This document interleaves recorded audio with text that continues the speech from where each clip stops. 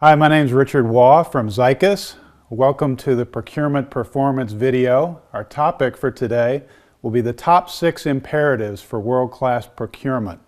The CPO's six-pack, if you like. One reason to look at the best practices that world-class procurement organizations and top CPOs have implemented is because the performance that best-in-class organizations are realizing is not just incrementally better than the rest of the market. They're lapping the field when it comes to the key measures of procurement performance effectiveness. For instance, 42% more spend under management for best-in-class organizations. That means they're able to manage centrally and control more of their discretionary spend. Beyond that, they're able to implement and realize 82% more of the savings that they identify and negotiate. So they're able to keep more of the savings that they find. The top 6 then. Number 1, it all starts with visibility. So whoever said what you don't know won't hurt you wasn't talking about a CPO.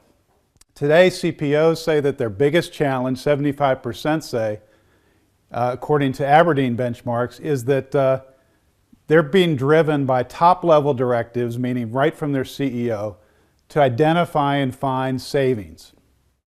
So visibility is the starting point. Best-in-class CPOs, 60% of them have access to classified and cleansed data. 52% have access to that data right at their fingertips through a spend dashboard, where they can look at spend across all categories, not just direct materials, but indirect materials and services too, including complex categories like print or contingent labor. Once best-in-class companies have a good handle on their own spend data, increasingly they're looking outside of their organizations to pair that information with external market data to make sure they're staying on top of the latest market fluctuation and trends. One example is a client in retail that had a lot of business going through their own store brands. And for them, they really needed to be able to track what was going on with the feedstock prices for pulp and paper that went into packaging, because they found that suppliers, those packaging suppliers, were very quick to come back to them to request price increases when those feedstock prices went up. However, they noticed those same suppliers never came back when pulp and paper prices retreated. So for them, tying their spend data to external commodity indices meant being able to capitalize on trends to drive down cost as markets change. Number 2 is alignment and collaboration. And of course, procurement needs to collaborate across all functions, but it's the procurement and finance link that is the most critical. So when Aberdeen measured the collaboration across functional groups, with 1 being, we don't ever talk to those guys, and on a scale of 5, 5 being very frequent collaboration, the collaboration between procurement and finance for best-in-class organizations was rated 4.3, so the most frequent, whereas that procurement-finance collaboration was only measured at 3.5 for all others that weren't best-in-class performers. What's more, 2/3 of those best-in-class can track their savings actually to the financial statement, both income statement and balance sheet, to ensure that they're getting those savings. And that brings us to number 3, compliance. So procurement can do the best job possible in negotiating the best supplier agreements, but it all falls apart if they're not able to drive that through to compliance by ensuring that they have operational processes that drive end users to their approved negotiated agreements. Take best-in-class in this example.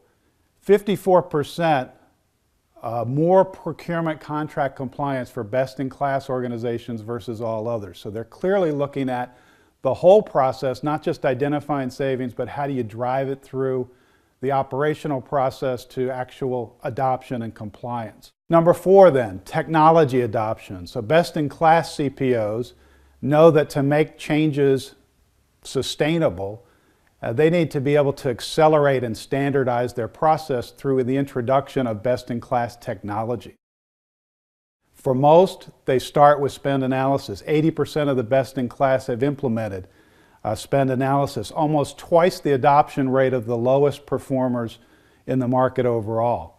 And 65% or more of the best-in-class have implemented contract management, supplier management, and procure-to-pay.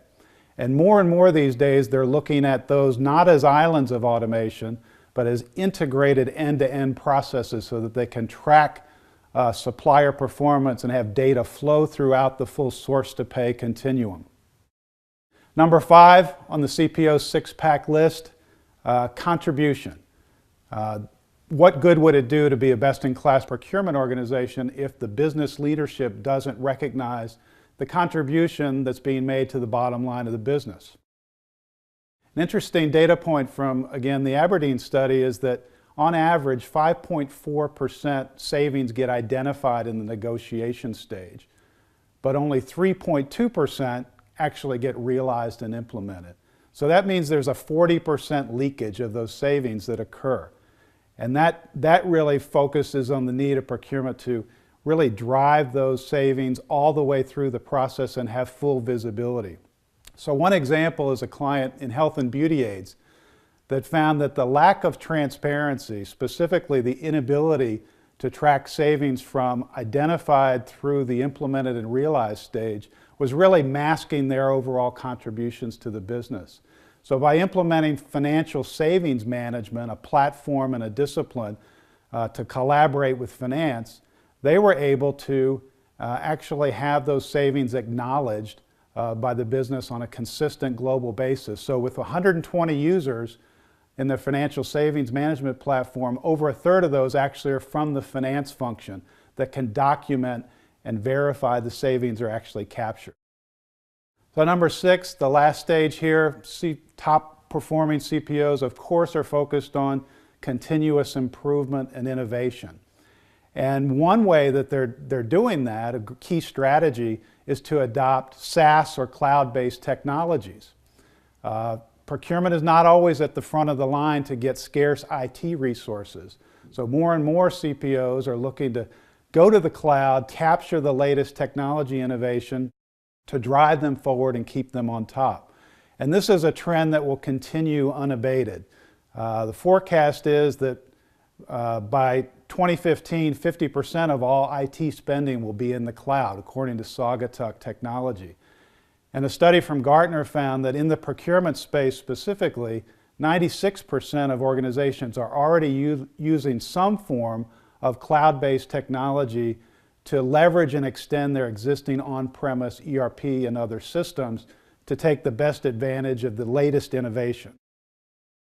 So thanks for joining us today for a discussion of the CPO six-pack. I hope you found a couple of tidbits in there that can help drive your organization to either staying on top as a top performer or achieving that best-in-class status.